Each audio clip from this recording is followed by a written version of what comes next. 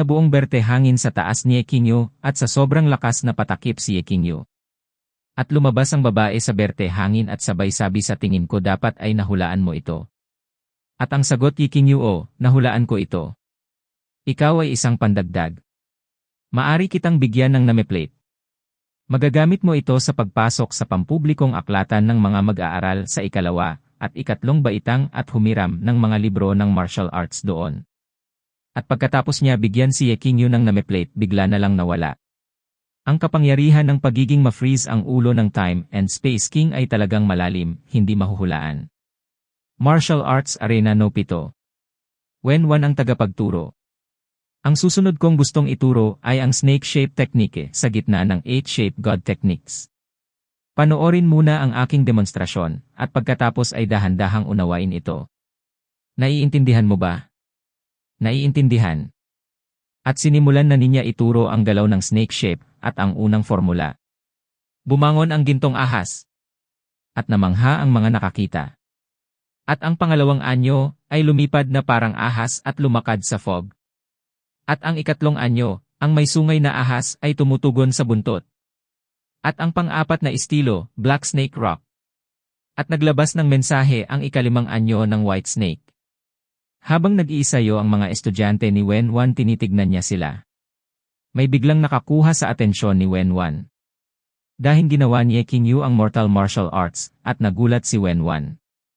At sabay sabi ito ay ang unang antas ng Mortal Martial Arts ay natapos na . Halimaw ba ang lalaking ito? At may biglang dumating at nagambala ang pag-uusap nila Ye Qingyu at Wenwan. At ang dumating ay Esa Liu Li, ito ang hitsura ng maliit na sari-saring isda ni Ye Qingyu. Niranggo ang ikapito sa pangkalahatang listahan ng pagsusulit sa pagpasok. O Zimi, ikaw ba si Ye Qingyu? Balita ko napakayabang mo at hindi mo ba kami siniseryoso sa mga marangal na estudyante? Tinitigil ni Ye Qingyu ang hangal. Biglang sumugod ang hangal kay Ye Qingyu at sabay sabi sagutin mo ako. At madaling naiwasan ni Ye Qingyu ang suntok ng hangal at nasira ang suntok ng hangal. Ito kaya ang kapangyarihan ng espiritual na kaharian ng tagsibol. Nakarating na ba si Liu Li sa kaharian ng lingkuan? Alam mo kung gaano ako kagaling, putulin na natin.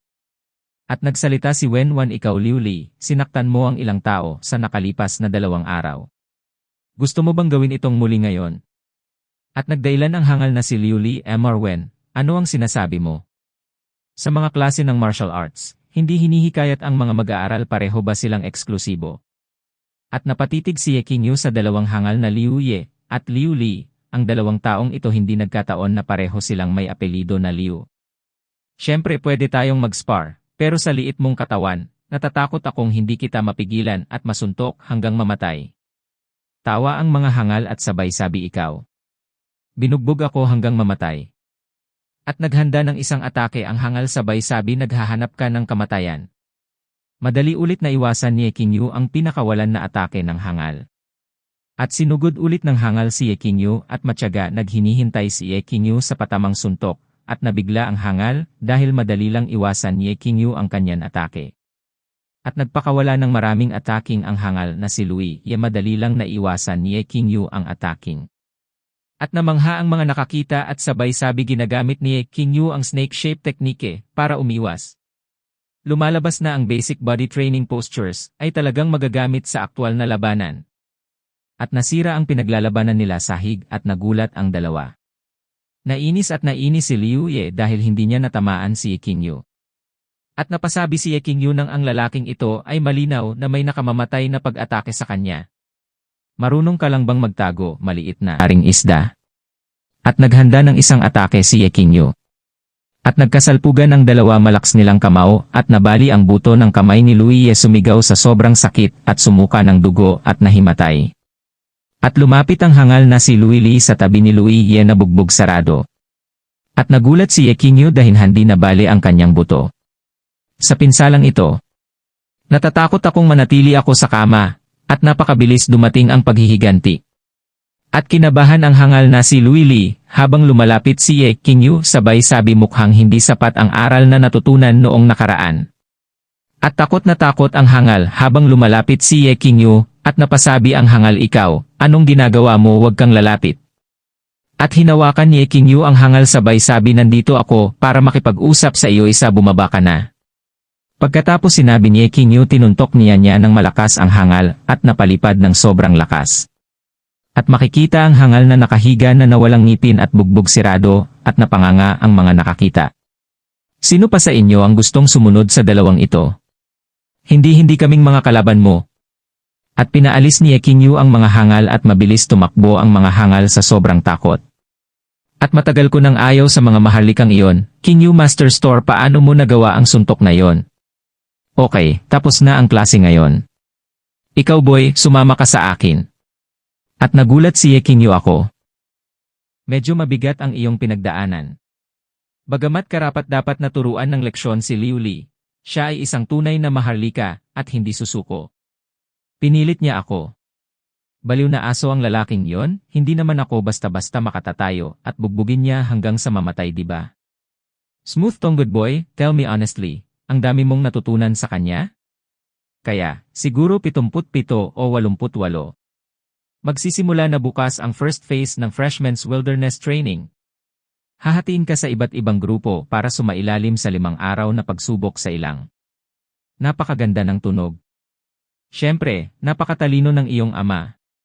Ang pagsubok na ito ay isang magandang pagkakataon para pagbutihin ang iyong lakas at makakuha ng mga punto sa kolehiyo. Mamaya, maaari kang pumunta sa Public Weapons Pavilion para pumili ng armas na magagamit mo.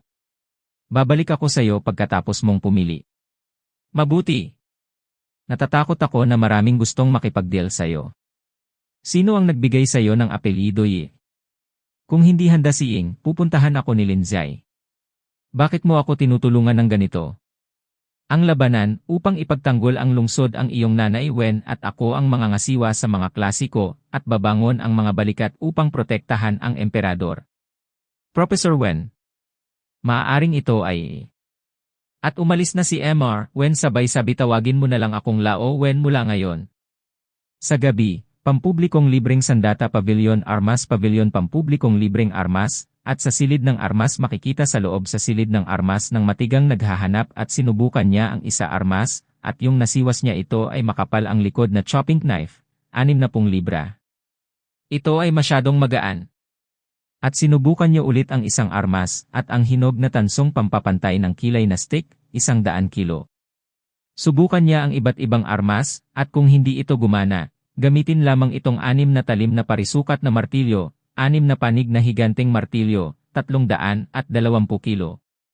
At habang lumalakad si King Yu biglang lumitaw si MR Wen at nagulat si King Yu. At nagsalita si MR Wen kitang-kita ko sa iyong mukha ang pagkadismaya na hindi ka pumili ng tamang sandata. Lao Wen, please stop laughing at me. Tingnan mo ito, dapat bagay sayo. Ang baril ni Naihi ay tumitimbang ng 1,288 kilo at gawa sa Hanshan concentrate. At binato ni MR Wen ang sandata at sabay sabi nagmamadali akong tumakbo palabas ng academy para ihatid sayo. At sinalo ni King Yu ang sandata ang katawan ng baril na ito ay kasing banayad ng jade. Espesyal na texture sa ibabaw maaari nitong mapataas ang alitan kapag humahawak at maiwasan ang pagpapawis. Ang mga ito ay mas sopistikado kaysa sa mga armas na ibinigay ng akademya. Mayroon akong magandang mata, ngunit nakakalungkot na hindi ako nagkaroon ng oras upang iukit ang pagbuo ng sigla sa hinaharap, kaya maaari lamang itong ituring na isang semi-tapos na produkto. Ang sinubukan ni King Yu iwenasiwas ang sandata, at pinatamaan niya ang sahig, at nasira ang sahig at namangha si MR Wen. Well, nakahanap ako ng may-ari nito. Sayo na yan baril na yan. Salamat Lao Wen. Huwag masyadong magalang sa harap ko. Ngunit ang baril na ito ay masyadong mahaba hindi maginhawang hawakan. Ang gitnang bahagi ng baril na ito ay maaaring i-disassemble at sinubukan ni King Yu na atiin ang sandata at nagulat siya. May maganda disenyo. At napangiti si MR Wen habang nakatalikod. At gate ng dormitoryo. Tumawag na isang matanda kay King Yu ako si King Yu, tinatawag mo ba ako? I have something of yours. May naghihintay sa'yo dito ng matagal at hindi mo pa nakikita. Hiniling nila na iabot ko ito sa'yo. Ito ang laging dala ni Song Xiaojun itong batang babae. At sa loob ng dormitoryo tinitingnan niya kung anong laman ang inabot ng matanda lalaki. Nakikita si Ye Qingyu ng isang piraso na panty. At suntok siya ni Xiao Jun ng malakas, huwag mong pakialaman ang mga bagay ng babae, okay? Sorry. Ito ay para sa iyo. Kapatid na Qingyu, hindi ako makapaghintay para sa iyo hanggang sa makarating ka sa gitnang punto hilaw na komite para sa mga mahahalagang bagay. Dapat kang mag-ingat kapag lalabas ka para sa aktwal na karanasan sa pakikipaglaban sa pagkakataong ito. Ang masamang tao na si Liu Li ay nakarecover na sa kanyang pinsala. Nagbanta siyang haharapin ka ng palihim. Liu Li. Ngunit talagang kailangan kong bantayan ito. Kinabukasan, Yanu Square Subcomic Chanzi nagsama-sama ang martial arts at ang member. Isa pangkat, ipinatawag ni Zhoxingshan Qin Wushuang Liu Li Ye Qingyu ang banal na hangin. Tianzino isa pangkat. Liu Li ano? Kasama talaga sa grupong ito ang lokong ito. At napaisip si Ye Qingyu dahil kasama niya ang hangal na si Liu Li magkasabay. O sadyang inayos. At may sumigaw na isang lalaki sabay sabi magtitipon ang mga estudyante ng Tianzino isa group. At nagtipon-tipon ng mga ni Ye Qingyu sa loob ng formation. May dumating na isang lalaki na naantok at sabay sabi niya, hoy, mga kasabong. Ang pangalan ko ay Lan Chan, at nandito ako para sa iyo sa pagsubok na ito sa ilang. Pagtuturo ni Sheng Chan, naku, wag kang seryoso, at makikita sa mga kagroup ni Ye Qingyu ang mga dismenado mukha. At nahihiyang sabi ni Lan Chan, halos handa na ang lahat. Tara na! Nakakatakot kung matuklasan na nagpapanggap akong guro. Mga activate ang information hudyat na magsisimula na ang competition. At nagalit ang mapuot na bastard na ito na si Lantian ay nagpanggap na ako at tumakas kasama ang mga estudyante. Kailangan ko siyang patayin pagbalik niya.